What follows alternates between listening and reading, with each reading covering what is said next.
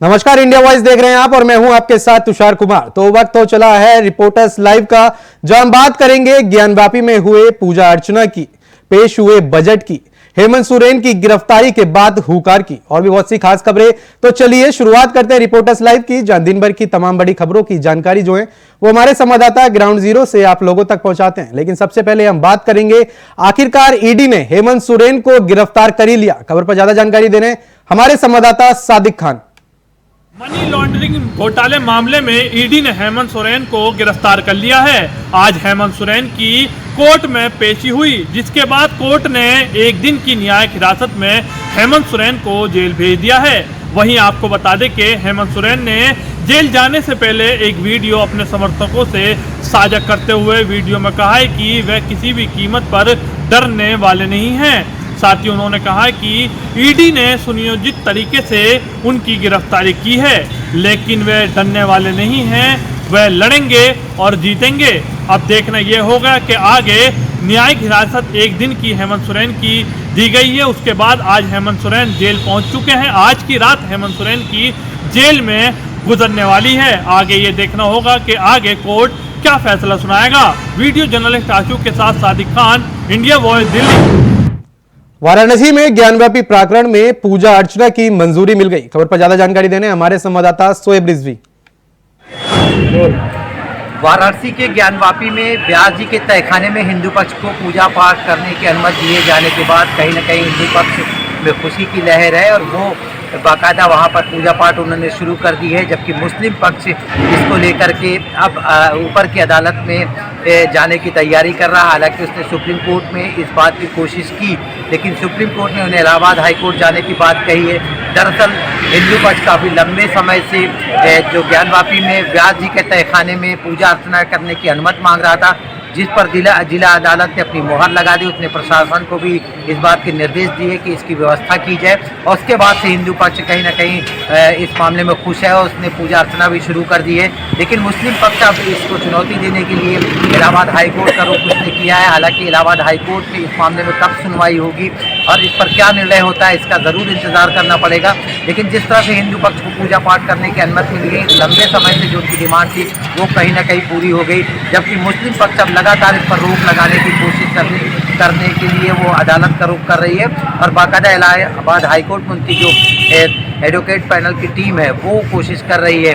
अब उम्मीद की जा रही है कि जल्दी इस पर सुनवाई होगा और आगे तय हो पाएगा कि मुस्लिम पक्ष की जो डिमांड है वो मानी जाती है या जो हिंदू पक्ष को जिला अदालत ने पूजा पाठ की अनुमति दी है वो अब लगातार चलती रहेगी। शोएब रिजवी।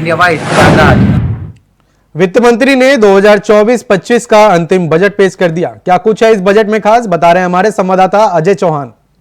सरकार का ये आखिरी बजट था और निर्मला सीतारमण ने ये छठा बजट पेश किया है। बता दें कि जिस तरह से इस बार जो बजट आया है, टैक्स में कोई छूट नहीं है, लेकिन जो ब्याज दर है वो कहीं ना कहीं बढ़ा दी गई है। यानी 50 लाख तक जो एक्स्ट्रा था वो बढ़ा दिया गया है। इसमें युवाओं के लिए भी बात कही गई थी और जो महंगाई है, जो ब्याज दर है वो भी काफ़ी है।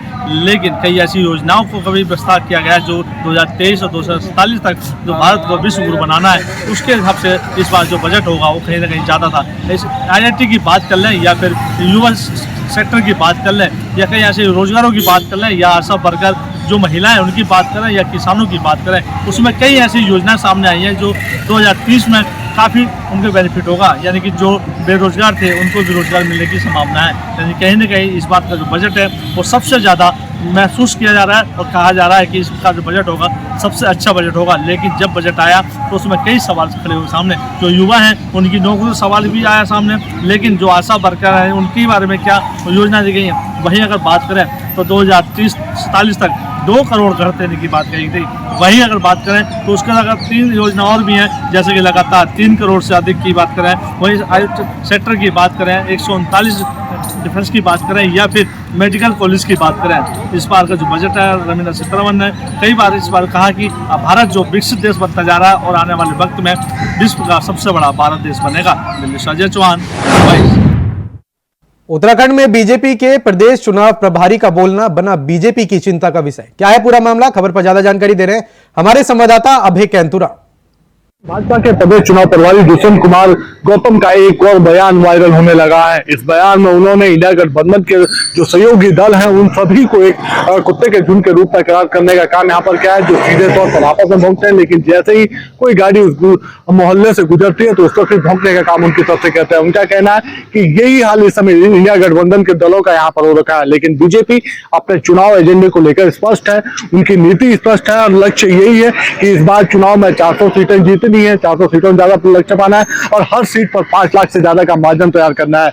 उसके लिए बीजेपी ने अपने कार्यकर्ताओं की फौज तैयार कर ली है। हर कार्यकर्ता को प्रशिक्षण देने का काम यहाँ पर किया गया है। ऐसे में इंडिया गठबंधन भले ही कोई भी प्रयास यहाँ पर कर ले, वो सफल नहीं होगा। बीजेपी इस चुनाव को बड़े मार्जिन से जीतेगी, बड़े मार्जिन से जीतेगी और विपक्षी दलों को मात देने का काम करेगी। कैमरामैन निशांत चौहान के साथ अभय कैंतुरा, इंडिया वाइज, देहरादून। उत्तराखंड में मौसम का मिजाज बदल चुका है। खबर पर ज्यादा जानकारी दे रहे हैं हमारे संवाददाता अभय कैंतुरा। उत्तराखंड में मौसम विभाग की भविष्यवाणी सच साबित हुई है। मौसम विभाग ने जिस तरह से कहा था कि 1 या 2 फरवरी को बारिश की संभावना है, हल्की बर्फबारी यहाँ पर हो सकती है, तो उसी के अनुरूप पूरे प्रदेश में मौसम इसमें बनता हुआ नजर आया। कल देर रात से ही हल्की बारिश यहाँ पर हो रही है। पहाड़ों पर जो 3000 मीटर से ऊंचाई के जो क्षेत्र हैं वहां पर बर्फ की चादर ओढ़नी शुरू हो चुकी है। लगातार अभी भी कुछ स्थानों पर जो बारिश है वो यहाँ पर होती नजर आ रही है और आज का दिन भी ये कह सकते हैं कि अगले जो 24 घंटे होंगे उन 24 घंटों के दौरान भी पहाड़ से लेकर मैदान तक जो तापमान है उसमें गिरावट यहाँ पर आएगी। लगातार जो बारिश है वो बारिश ज्यादातर जगहों को देखने को मिलेगी और पहाड़ों में अभी भी मौसम विभाग ने भारी बर्फबारी का अलर्ट यहाँ पर जारी करा है। ये समझा जा सकता है कि जिस प्रकार से मौसम विभाग ने अलर्ट जारी करा है तो उसको देखते हुए कह सकते हैं कि लोगों को ज्यादा सावधानियां बरतने की आवश्यकता है, क्योंकि मौसम विभाग ने ये संभावना यहाँ पर जताई। तो ऐसे समझा जा सकता है कि पहाड़ों पर जो बर्फ लगातार पड़ रही है उसका असर मैदानी क्षेत्रों में पड़ना दिखने हो चुका है। जो ठिठुरन है मैदानी क्षेत्रों में लगातार यहाँ पर बढ़ रही है और जो लोगों की परेशानियां वो भी बढ़ रही है। तो ऐसा प्रशासन भी उन सब चीजों को देखने का काम यहाँ पर चला है ताकि लोगों को परेशानी दूर हो सके। लेकिन 2 फरवरी के बाद जो मौसम का मिजाज होगा वो बदलता हुआ नजर आएगा, लोगों को फिर इस बदले हुए मौसम से राहत मिल पाएगी। कैमरामैन नथुनिया के साथ अभय कैंतुरा, इंडिया वाइज, देहरादून। लखनऊ में प्रशांत कुमार ने डीजीपी बनने के बाद पहली प्रेस कॉन्फ्रेंस की। खबर पर ज्यादा जानकारी दे रहे हैं हमारे संवाददाता मोहम्मद आसिफ। यूपी डीजीपी प्रशांत कुमार ने चार्ज लेने के बाद आज पहली प्रेस कॉन्फ्रेंस किया। प्रेस कॉन्फ्रेंस में कानून व्यवस्था को लेकर कई बड़े दावे किए। उन्होंने कहा कि ऑपरेशन त्रिनेत्र से जहां अपराधियों पर पैनी नज़र रखी गई और उन्हें जेल की सलाखों के पीछे भेजा गया, वहीं ऑपरेशन लगड़ा चलाकर प्रदेश भर के कई दुर्दांत अपराधियों का सफाया भी किया गया। उन्होंने यह भी कहा कि जिस प्रदेश की कानून व्यवस्था चुस्त दुरुस्त रहती है वहाँ निवेशकों की संख्या बढ़ती चली जाती है। ऐसे में प्रदेश का विकास लगातार बढ़ता चला जा रहा है। अगर यूपी की बात करें तो यूपी में हत्याओं का आंकड़ा 28वें नंबर पर है। ऐसे में यहाँ की कानून व्यवस्था अन्य प्रदेशों के लिए नज़ीर बनी हुई है, तभी यहाँ पर निवेशकों की संख्या लगातार बढ़ रही है और इससे विकास पूरी तरह से चरम पर है। उन्होंने यह भी कहा कि यूपी सीएम योगी आदित्यनाथ ने जिस तरह से उन पर भरोसा किया है, आने वाले दिनों में उनका भरोसा और भी मजबूत होगा और उनकी जो अपेक्षा है कानून व्यवस्था को लेकर उसे चुस्त दुरुस्त और बेहद मजबूत की जाएगी। वहीं प्रशांत कुमार ने यह भी कहा कि जिस तरह से श्री राम मंदिर और वाराणसी में ज्ञानवापी की सुरक्षा को लेकर लगातार कयास लगाया जा रहा था, सवाल उठाए जा रहे थे, इस पर हमारी पुलिस ने कानून व्यवस्था की मिसाल कायम की। यहाँ पर परिंदा भी पर नहीं मार पाए। वहीं दूसरी तरफ डीजीपी प्रशांत कुमार ने यह भी दावा किया कि महिला सुरक्षा और अपराधों में कमी लाए जाने के लिए पूरी तरह से उनकी पुलिस मुस्तैद है। लगातार अपराधियों के खिलाफ अभियान चलाकर उन्हें जेल की सलाखों के पीछे भी भेज रही। हालांकि जिस तरह से प्रशांत कुमार ने कानून व्यवस्था, महिला सुरक्षा जैसे तमाम अहम मुद्दों को लेकर कई बड़े दावे किए, देखने वाली बात यह होगी कि आने वाले समय में जो यह दावा है कितना और सच निकलता है। Asif Baig, India wise, Lucknow. गोंडा में बीजेपी सांसद समेत 50 से 60 अज्ञात व्यक्तियों के खिलाफ मुकदमा दर्ज हुआ है। क्या है पूरा मामला, बता रहे हैं हमारे संवाददाता मनोज पांडे। सितंबर का महीना सन 2023 कोतवाली मनकापुर के अंतर्गत गुरुद्वारे के ज़मीन के साथ साथ बगल में मकान को कब्जा करना, कोतवाल मनकापुर के साथ साथ सांसद गोंडा बाबू के गुर्गों को एमपी एमएलए कोर्ट ने संज्ञान लेते हुए एफआईआर दर्ज करने का आदेश दे दिया। लगभग 6 माह से महिला लगातार पुलिस और कोर्ट का चक्कर काट रही थी। अब मिला उसको न्याय। 18 जनवरी सन 2024 का वो दिन। उसके बाद भी गोंडा पुलिस ने 12 दिन के बाद यानी 31 जनवरी 2024 को एफआईआर दर्ज करते हुए 12 लोग नामजद, 40 से 50 लोग अज्ञात के खिलाफ मुकदमा दर्ज कर लिया। अब पुलिस अधीक्षक गोंडा का कहना है कोर्ट के आदेश पर एफआईआर दर्ज किया गया है, आगे जो होगी वो विधिक कार्रवाई की जाएगी।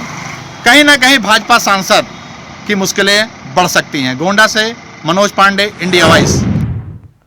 जौनपुर में बेखौफ बदमाशों ने स्वर्ण व्यापारी के घर पर बोला धावा। खबर पर ज्यादा जानकारी दे रहे हैं हमारे संवाददाता विवेक कुमार। जौनपुर में स्वर्ण व्यापारी को बंधक बनाकर बदमाशों ने डकैती की घटना को अंजाम दिया। बताया जाता है कि सागंज कोतवाली क्षेत्र के पुराना चौक मोहल्ले में जो है और देर शाम जो है तेरहवीं की कार्ड देने के बहाने नकाबपोश बदमाश जो है घर के अंदर प्रवेश किए और स्वर्ण व्यापारी के परिवार को बंधक बनाकर जो है लूटपाट की। वहीं चाकू के बल पर जो है बदमाशों ने जो है घटना को अंजाम दिया और नकदी सहित लगभग 5 लाख का आभूषण बदमाश लेकर फरार हो गए। वहीं घटना की जानकारी मिलते ही पुलिस अधीक्षक समेत जो है कई थाने की फोर्स मौके पर पहुंची और मामले की जांच पड़ताल में जुट गई है। पीड़ित परिवार के घर के आसपास लगे सीसीटीवी फुटेज पुलिस खंगाल रही है और बदमाशों की सुराग में लगी हुई है और इस वारदात के बाद से इलाके में हड़कंप मच गया। वहीं पीड़ित परिवार डरासामा बताया जा रहा है। पूरा मामला जो है शाहगंज कोतवाली क्षेत्र का है। वहीं पुलिस पूरे मामले की जांच पड़ताल कर रही है। पुलिस के आला अधिकारियों के माने तो बदमाशों को जल्द गिरफ्तार किया जाएगा। जौनपुर से विवेक कुमार, इंडिया वॉइस। बिजनौर में चेकिंग के दौरान पुलिस और बदमाशों के बीच मुठभेड़ हो गई। खबर पर ज्यादा जानकारी दे रहे हैं हमारे संवाददाता जहीर अहमद। बिजनौर के नांगल थाना क्षेत्र में देर रात पुलिस और बदमाशों के बीच उस वक्त मुठभेड़ हो गई जब एक कार में सवार कुछ बदमाश घटना करने की फिराक में इलाके में घूम रहे थे। जैसे ही सूचना पुलिस को मिली तो पुलिस ने इलाके में चेकिंग अभियान शुरू कर दिया। इस अभियान के दौरान एक कार तेज गति से आती हुई दिखाई दी। पुलिस ने कार को रोकने का इशारा किया तो कार सवार बदमाशों ने गाड़ी को और तेज भगा दिया। पुलिस ने पीछा कर कार को जब पकड़ा तो कार में सवार बदमाशों ने पुलिस पार्टी के ऊपर फायरिंग कर दी। इस फायरिंग में एक पुलिसकर्मी घायल हो गया। पुलिस ने अपना बचाव करते हुए बदमाशों के ऊपर जब जवाबी फायरिंग की तो इस जवाबी कार्रवाई के अंदर बदमाशों के भी जो 2 बदमाश थे उनके गोली लग गई। उनको और सिपाही को अस्पताल में भर्ती कराया। साथ ही घटना के दौरान मौके का फायदा उठाकर भाग रहे एक बदमाश को पुलिस ने गिरफ्तार कर लिया। टोटल पुलिस ने 3 बदमाश गिरफ्तार किए जो 28 तारीख में इलाके में एक दुकानदार से लूट की घटना को भी अंजाम देकर भाग चुके थे और दोबारा फिर घटना करने की फिराक में थे। फिलहाल पुलिस तीनों बदमाशों को गिरफ्तार कर जेल भेजने की कवायद में जुट गई है और जो घायल पुलिसकर्मी है उसको अस्पताल में भर्ती करा दिया है। बिजनौर से जहीर अहमद, इंडिया वॉइस। मथुरा में हत्या के मामले में 15 लोगों को मिला आजीवन कारावास। क्या है पूरा मामला, बता रहे हैं हमारे संवाददाता मोहम्मद फारूक।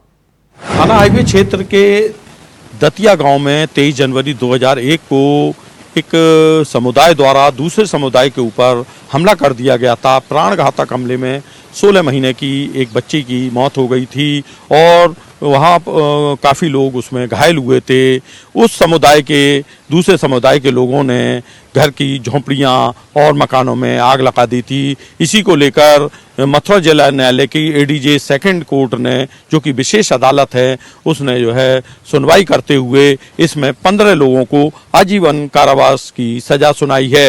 एडीजे सेकंड की अदालत में लगातार इस केस की सुनवाई चल रही थी जिसमें कुछ लोगों की मौत हो गई थी इस बीच, और लेकिन कुछ लोग जो अभियुक्त थे उनको 15 लोगों को आजीवन कारावास की एडीजे सेकंड की अदालत, जो विशेष अदालत है SC ST एक्ट के अंतर्गत, उनको आजीवन कारावास की सजा सुनाई गई है। अब देखना ये है कि ये लोग जो है हाई कोर्ट जाते हैं या अन्य कहीं जाते हैं, अन्य अदालत का सहारा लेते हैं, ये अब देखने वाली बात होगी। इंडिया वॉइस के लिए मैं मोहम्मद फारूक, मथुरा।